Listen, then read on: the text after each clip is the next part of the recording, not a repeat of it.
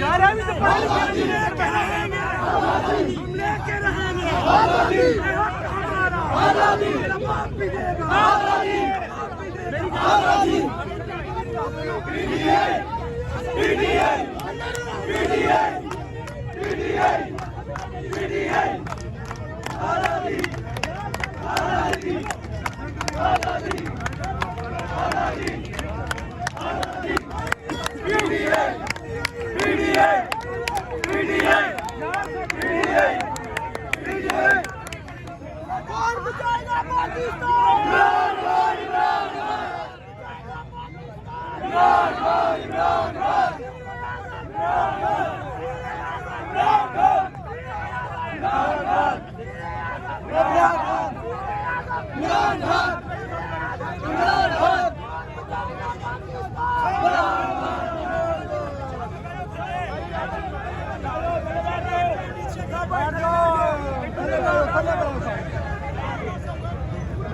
पीछे हो पीछे हो यार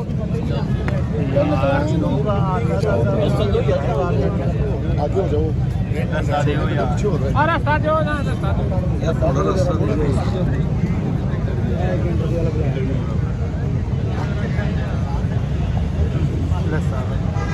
एक सेकंड